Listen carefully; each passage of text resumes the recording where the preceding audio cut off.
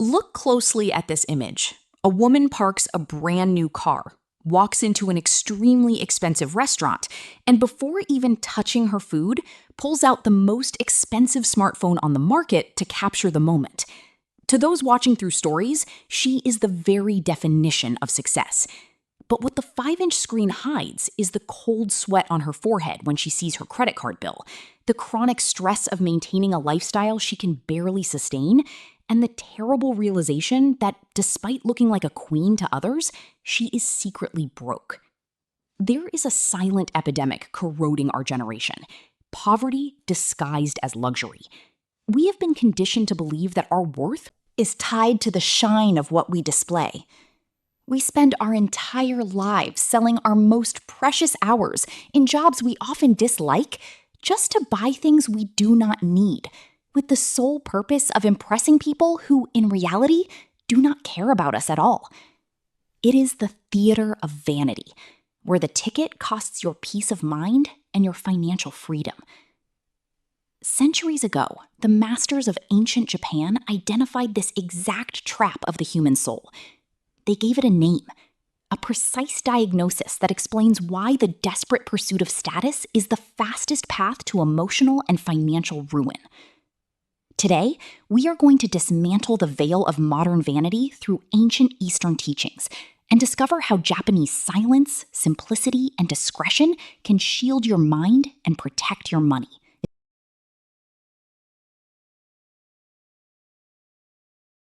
To solve a pain, we must first give it a name. In Japan, the exact word for ostentation born from insecurity is miejari. Literally translated, mie means appearance or display, while hari means to stretch or to expand.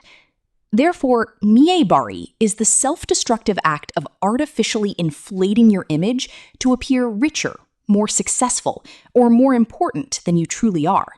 It is financial vanity in its purest form. Miejari is not merely an isolated behavior. It is a way of life built on constant comparison.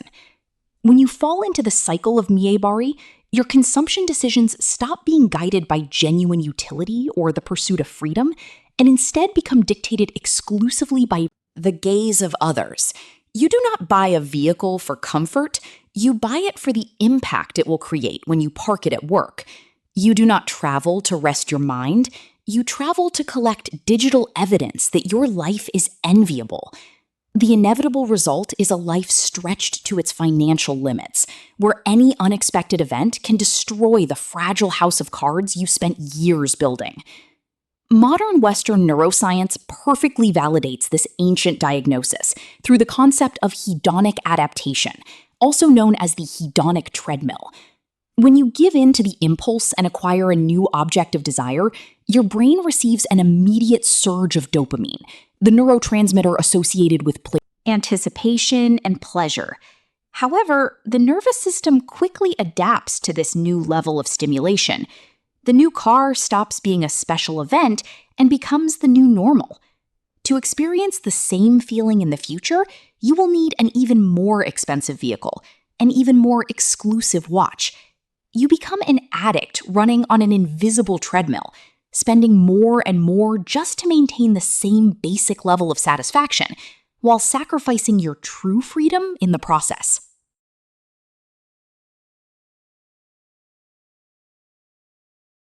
How do the Japanese break this curse of endless consumption?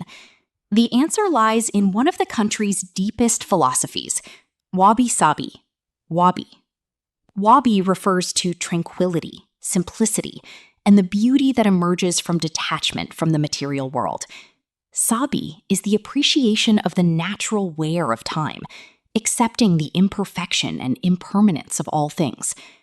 While Western culture idolizes perfection, untouched surfaces, novelty, and shine, the Japanese heart finds true sophistication in what is authentic, simple, and weathered by time.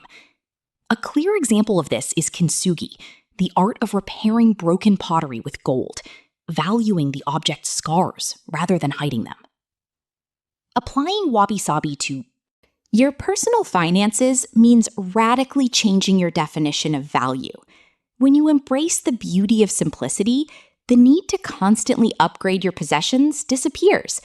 You begin to see your old car not as a symbol of failure, but as a useful object that carries a story and fulfills its purpose with dignity. You look at your older generation smartphone and feel no shame, only gratitude that it still functions perfectly. Wabi-Sabi heals consumption anxiety because it teaches that moderation in external possessions creates an abundance of internal space. You stop buying things to fill emotional voids. Economic psychology refers to this detachment as resistance to extrinsic status. Signaling. Behavioral studies demonstrate that individuals who base their self-esteem on external validation, that is, on signaling wealth to others, show significantly higher levels of cortisol, the stress hormone, and are dramatically more prone to insolvency. In contrast, those who practice intrinsic validation, focusing on the real utility and meaning of their possessions, demonstrate much more rational financial decision-making.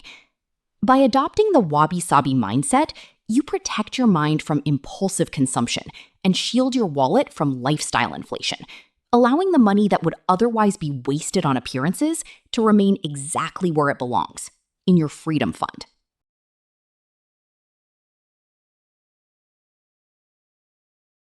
The greatest obstacle to living simply is the fear of other people's judgment. In Japan, there is a powerful cultural expression called Shiroi Me, which literally translates to white eyes. It refers to the cold look of disapproval, disdain, or judgment that people cast upon those who fail to conform to social expectations or displays of status. In contemporary society, we constantly suffer from the fear of the white eyes of coworkers, family members, and especially social media. We spend money we do not have because we are terrified of being perceived as inferior. Eastern wisdom solves the fear of Shiroi Me through the cultivation of silent discipline and internal focus. Ancient Japanese samurai understood that true power never needs to demand attention. Ostentation is, by definition, a weak cry begging for validation. True wealth, on the other hand, is perfectly silent.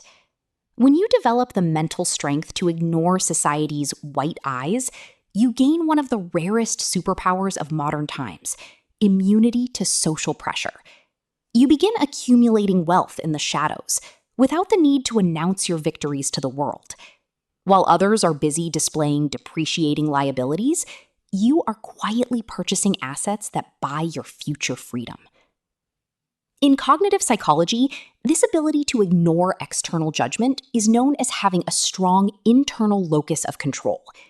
People with an external locus of control believe their worth depends on the approval of their environment and the reactions of others. Therefore, they become easy targets for status-driven marketing. Individuals with a strong internal locus of control know that their value is self-generated and unaffected by the opinions of others. Scientists have found that people with a high internal locus of control accumulate significantly more wealth throughout their lives and report dramatically lower levels of anxiety.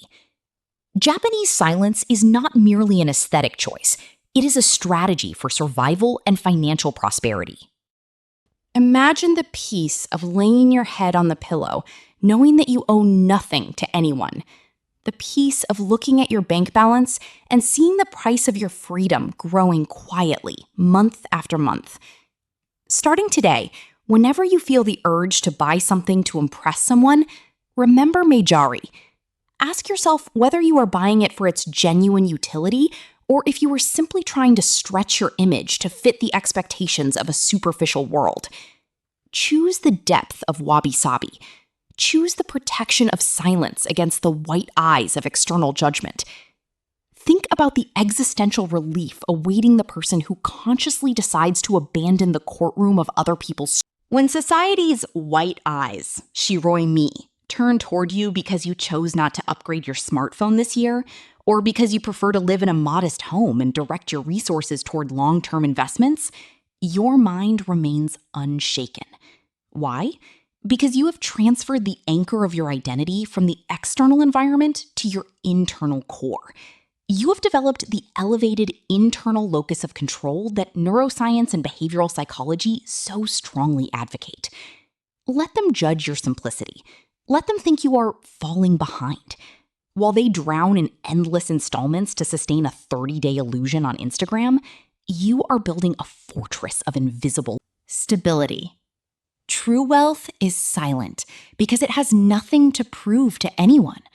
It manifests itself in the security of knowing that if the world collapses tomorrow, you have the financial oxygen necessary to protect your family for months or even years without having to beg or compromise your dignity. It manifests itself in the freedom to choose your work projects not based on the size of the paycheck, but on how closely they align with the purpose of your soul.